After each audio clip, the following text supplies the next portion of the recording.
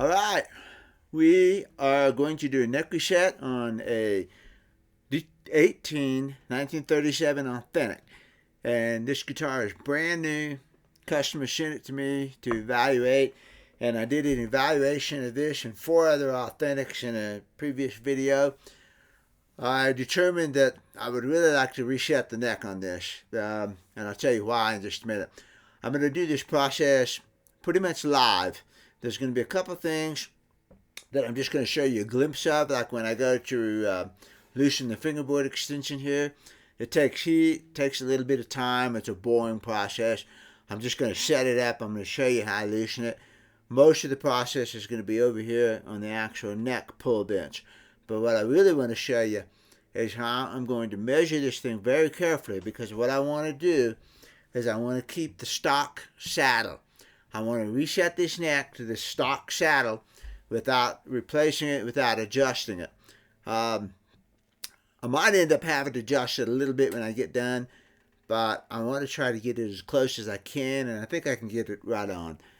This is a precision neck reset here. Normally when I do a neck reset, I would just estimate the saddle I want.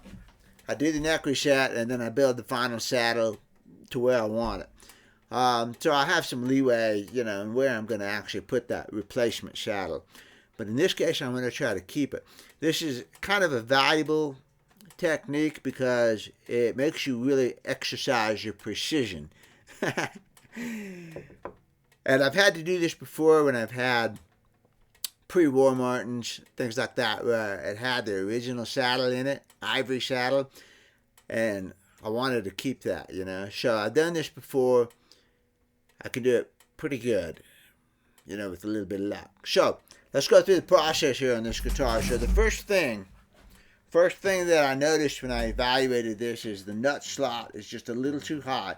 So the first thing I'm going to do is set that nut slot, because it's going to affect the action, and it's going to affect how much I take off.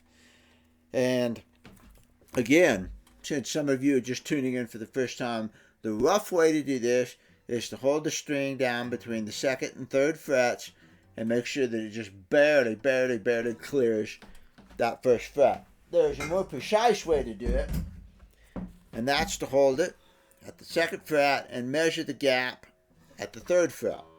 And you extrapolate backwards. So let's do that. In this process, I'm going to do several redundant checks. One check is probably all most people use, but because I want to make this neck angle right on that saddle, I'm going to do several redundant checks so that I can cross-check them. Okay, so that's really kind of what this process is too. Some people don't like to measure the nut slots, but it's a redundant check for me, so that's fine with me, okay? So I'm going to go to the 1st fret, and I'm going to measure the 2nd.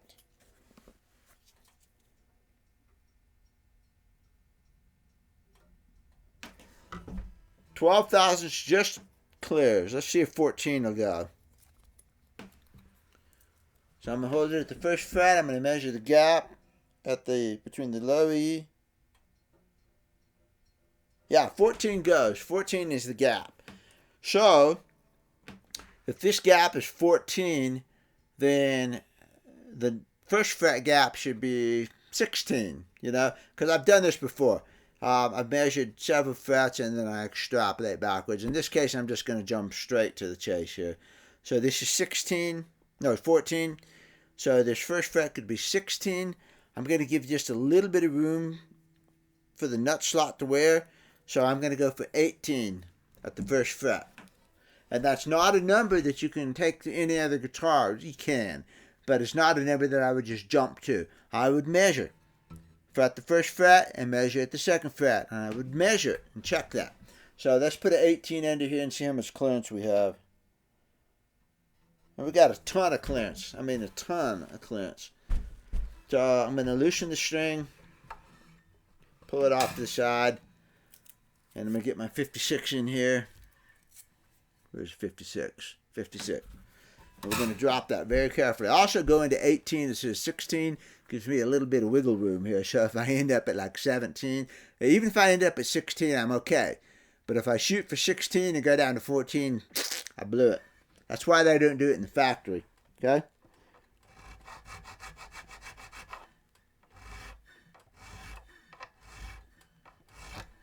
Until I get a feel for how hard and how soft that nut is, it's going to take a couple times. Now I can do the quick and dirty check and see I still have plenty to go. Look at that other bag. This bag is steadier. There we go. That bag's more stable. I don't want this guitar falling off of this on camera. Obviously. Here's your 56.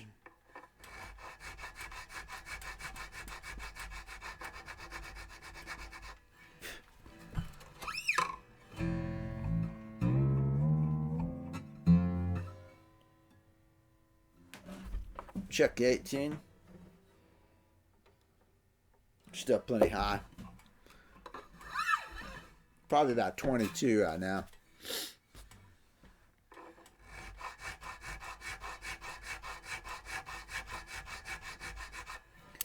You've got to get your relief and your nut shot set first before you measure the action, because they will affect them. Okay, we're getting close.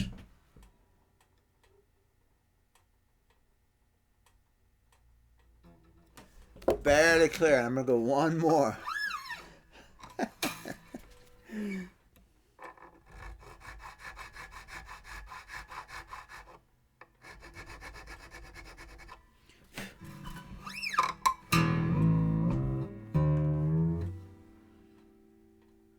Nice. Still clearing. Just a hair, man. Maybe 2/1000 of an inch.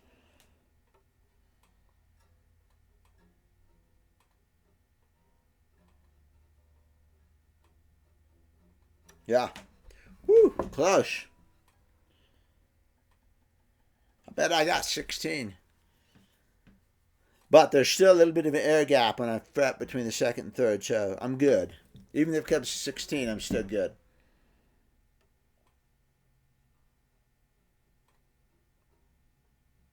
$16. Woo! Close. Okay, now this A string. 16 does not go on that second fret. So let's go 14.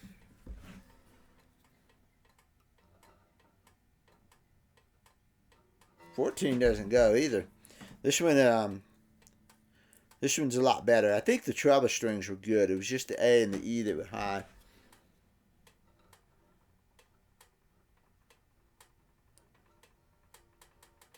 $12. 12 barely goes. So 14. So now I'm going to go for a true 16. It should be 14. I'm going to see what 16 looks like. Open. Holy cow, really? Yeah, way high. So if I was to leave it right now, the low E is great, and your finger would go across and hit that A. You know, you'd have this jolt. So that's why I like to measure them, because it gives me what that open string actually is. And it's just a redundant check again.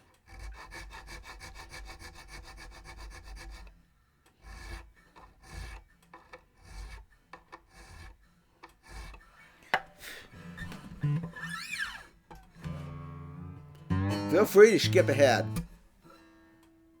You don't have to watch the whole process, but I think it's valuable to see how much time this actually takes me. Still going. 46.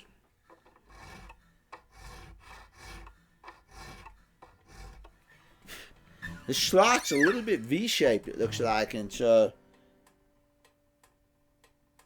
tiny bit here.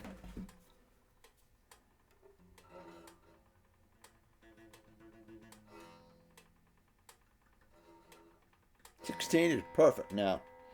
Let's see what the D looks like. D is high. Let's see if a 12 fits. I don't think it is. I think I'm going to be going to... I still got to get a 10 in here. Let's take a 12. 12 just fits. So again, 14 to 16 back there. Let's take a 16. Way high. Man. This one I can pull out. It's getting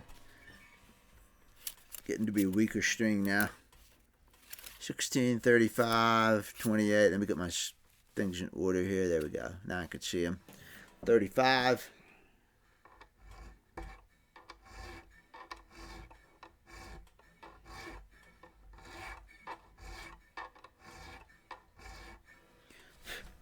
Now, if this was my guitar doing a neck reset, meaning I was starting from scratch, it would be my nut, and I already had the nut slot set. So I don't have to do this on every guitar, but I have done it already.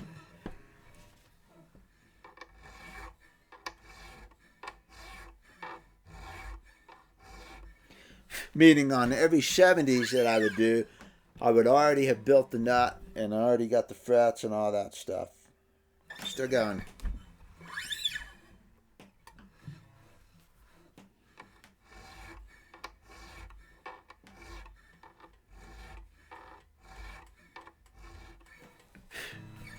This is why they don't do it in the factory. So much easier and safer to stop a little bit high.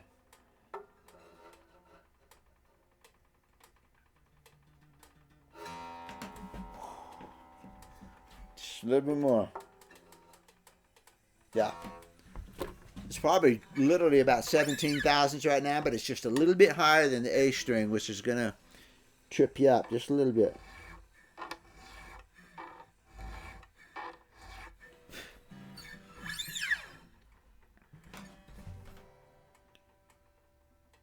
Got it. Okay. Tiny bit of clearance.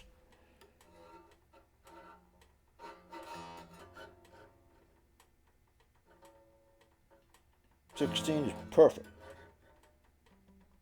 Okay, the G is a little bit above 16, so I know it's got to go down just a little. Yeah, the G is pretty close. But if it's higher than the D, your string is going to trip on it. Your fingers are going to trip on it. So it's got to go just a little bit.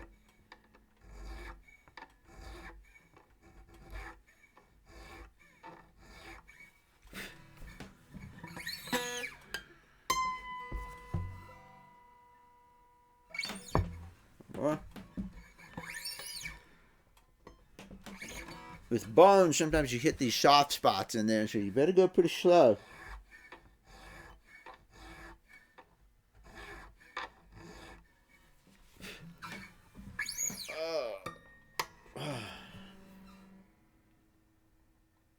Still going.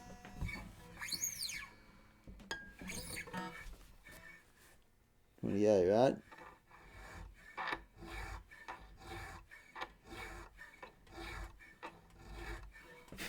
Again, I'm trying to keep the original nut here, so I really don't want to blow this one. Let's see what we get. I think it's still a little bit high, but let's see what the 16 tells me.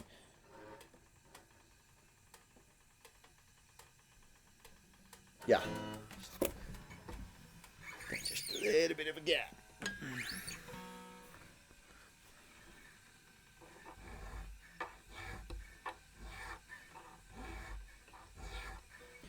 You can see how I'm using this redundant check. I'm checking it the quick and dirty way. And then I'm coming in and I'm doing a redundant check, which I totally agree is redundant. And it's right on that 16 now. The B string is way clear in the 16. So it's got to go down. Yeah. It's not bad when you get to the trebles. I mean, it was playable, but it's going to be so much more playable now.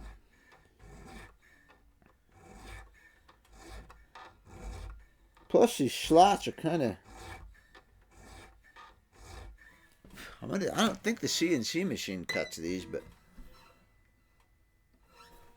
Not the CNC, what's it called? The fret machine.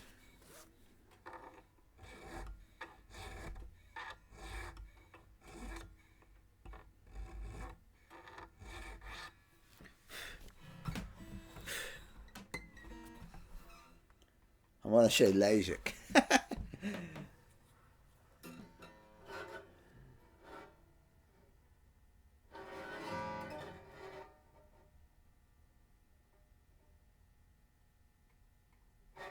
We're going to stop there.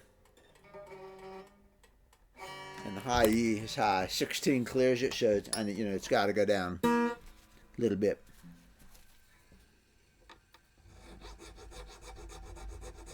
Go back slope into this.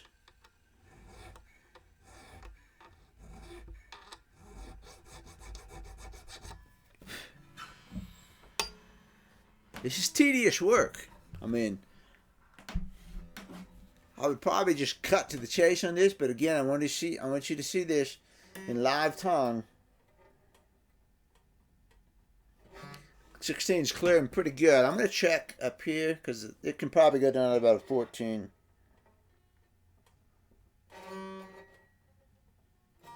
Yeah, I'm going to take that high E down to 14 probably. That's it, right? 16.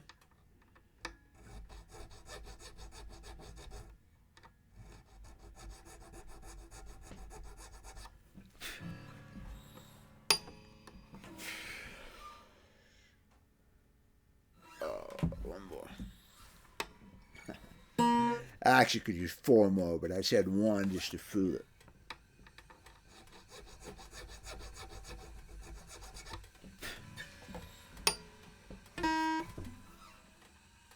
Perfect. Got it. Bang. Just a little bit of clearance there. And let's see what 14 looks like.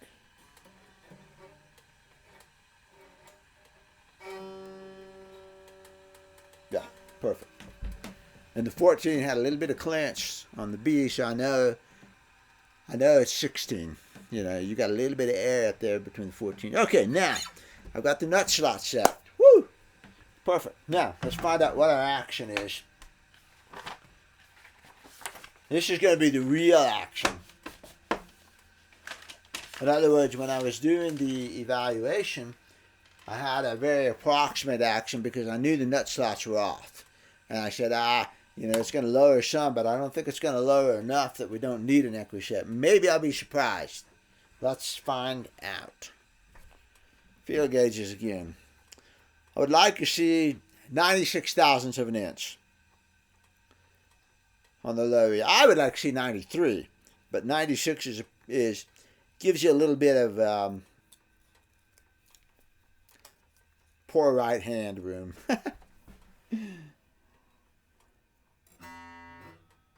Darn. I'm impressed. Now I got to rethink this. We may not need an equi-set, which would be I'd be happy about that. I'd be very happy about that. Let's try 98 thousandths of an inch.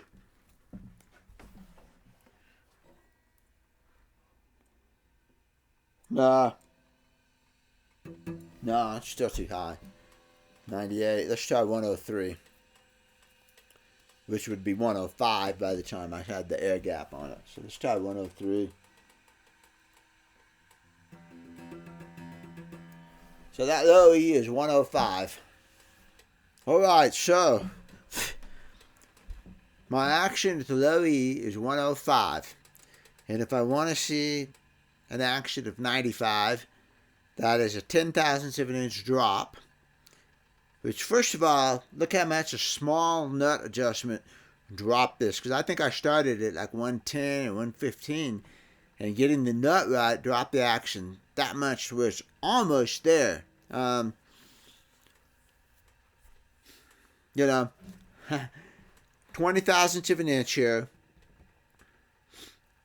I'm sorry, 10 thousandths of an inch. From 105 to 95 is 10 thousandths of an inch.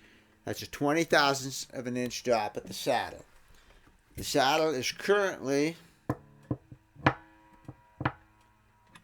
130, which is perfect. So, if I drop it 20 thousandths of an inch, it's going to drop down to 110. And 110 is marginal. That's what my my D-28 41 Authentic is. It's 110.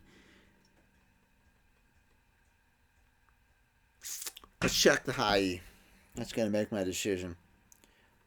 I want the high E to be at least 76. Way high. High E. Let's see what the high E is going to be. 90.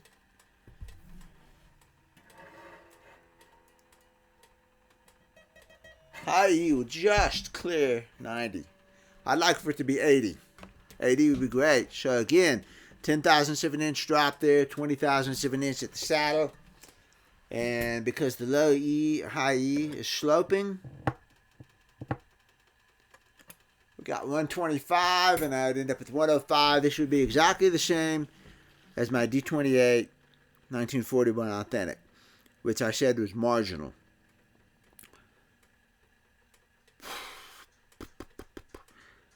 So I got a choice here. I can adjust that saddle, which is probably what most people would do. Or I can do a quick neck reset on it.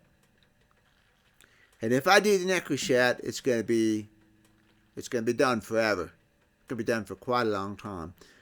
If I adjust the saddle, it's probably going to need a neck reset in 5-10 years, depending on how much that top bellies and how much humidity it sees and all that kind of thing. To drop 20,000 7-inch here at the saddle, 1-to-3 ratio, so 20 divided by 3, let's call it 18, that'd be 6. 6,000 7-inch at the heel.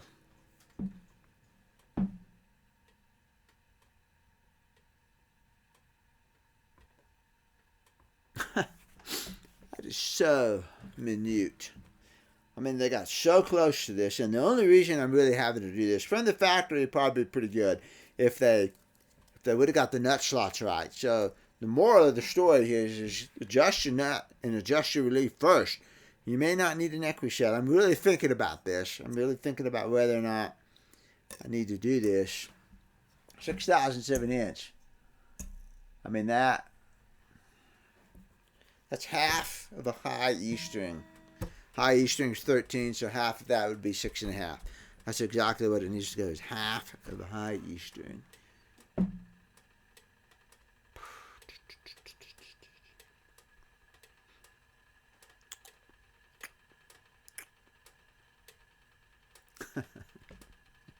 I gotta really think about it. I don't mind doing the neck reset, but I don't want to go 10,000 7-inch and get too much on it. So let me do a little math here real quick.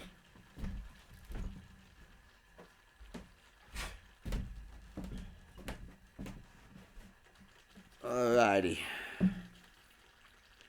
Let's say it's 105. And let's say I end up at 92. That's 13 times 2 is 26. And divide that by 3. And 8.5. That's how much leeway I have. I can go between 6 thousandths and 8.5 thousandths of an inch on the heel.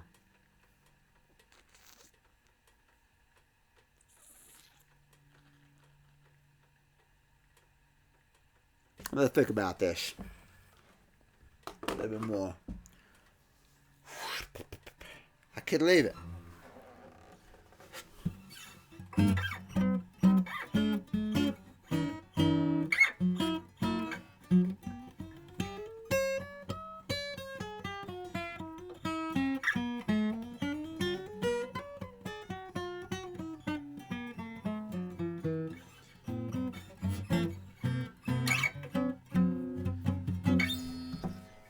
I got another option on this, and that is leave it alone. Just like this, leave it alone.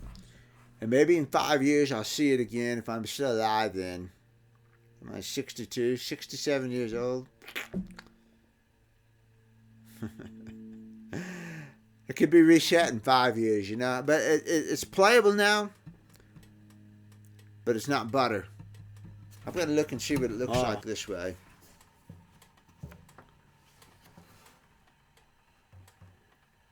Yeah. Yeah, again, just a hair. I'm going to go consult with the owner about this, and I'm going to go play the guitar a little bit more. I might not do an neck reset on this. I might wait a little bit. What we learned from this so far is the critical importance of having those nut slots adjusted right, because I dropped all the nut slots quite a bit, probably 8 thousandths of an inch, and it changed the action at the 12th fret enough to where I'm really thinking hard about whether or not I want to do this or not.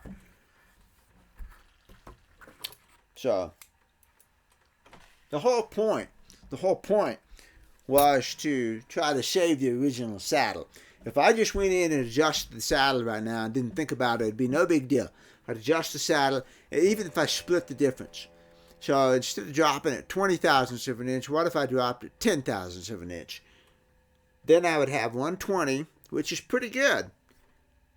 I'd have 120, and I have seen actions drop more than you would think. The other thing about getting it down to a 93 thousandths of an inch action, it's a new guitar, and it's going to move, and the action may go down a little bit more as it dries out more, as it gets more humid. I don't have a good gauge yet on what this guitar is going to do when it's fresh. So what if we compromised? What if we dropped it 10 thousandths of an inch at the saddle, and yeah, I adjusted the original saddle, but okay, that happens, I was just trying to do this for a game. I was just trying to see if I could hit the original. And I'm surprised at how much the action dropped when I adjusted the nut. So that's what made me reconsider. So if I drop it 10 thousandths of an inch on across the board, pretty much, it can handle that. Still be a pretty good saddle left. That would drop this 5 thousandths of an inch. I would drop it down to 100 thousandths of an inch. And I was shooting for 96. That's pretty close. I'm pretty sure I could play it at 100 thousandths of an inch, and it would be pretty comfortable. I mean, it'd be all right, it wouldn't be slinky. And especially if you put your capo on, that might change it a little bit. That might be acceptable. Dropping the saddle a little bit, it will change the torque on the top just a little bit. It might make that top settle down just a little bit more. Today, I'm going to hold off on this, and I'm going to let the guitar sit for a little bit longer. And I'm going to come back and check the action again in a couple of days, couple of weeks maybe, if I have time, a couple of weeks. Check that action again and see what it's doing.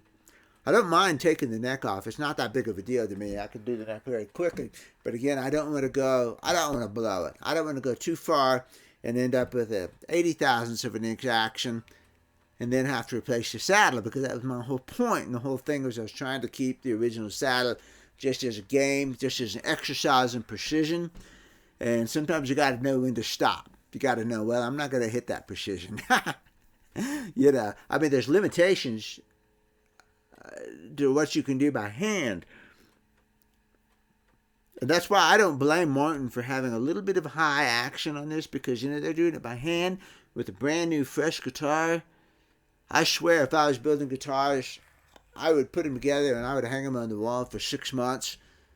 And I would have just a minimal amount of glue down there so that I could pull it off easy. I'd hang them on the wall for 6 months, and then I'd remeasure them before I ever sold them, because guitar is going to change. So my point here is that I'm only trying to keep that saddle as an exercise in precision.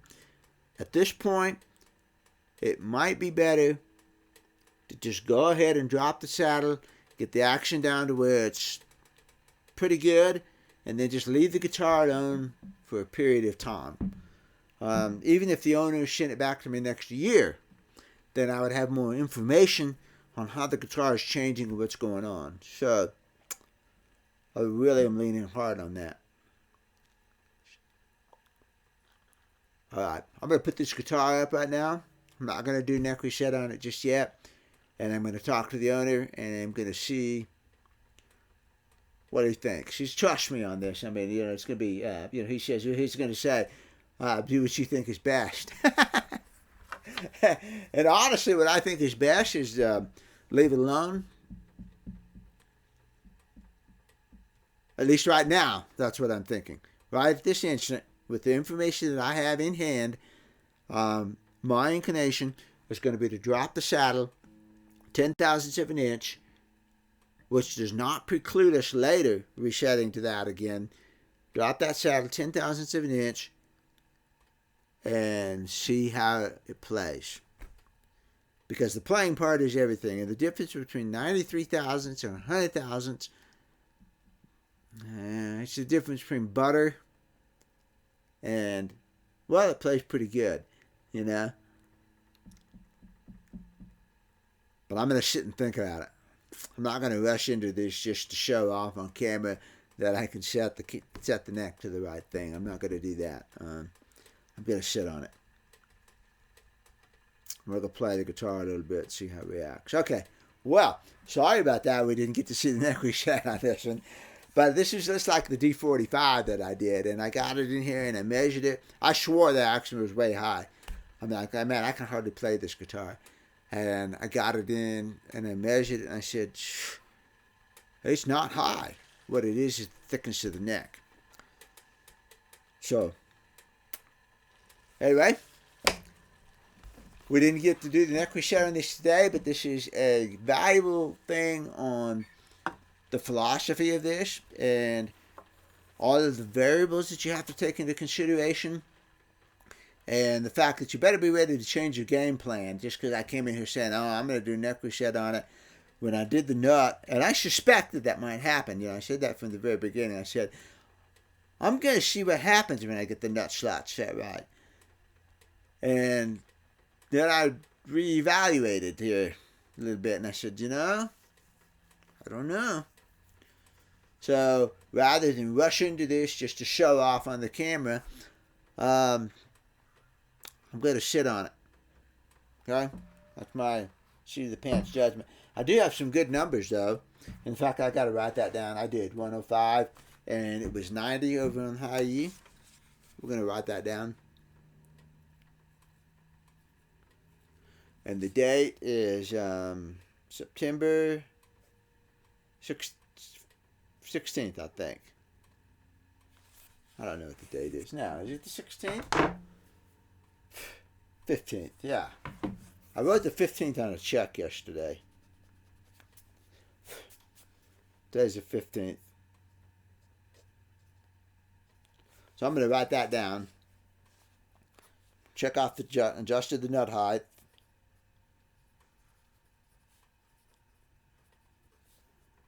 And then we'll come back in 2 weeks, see what this says. In the meantime, I'm going to play it.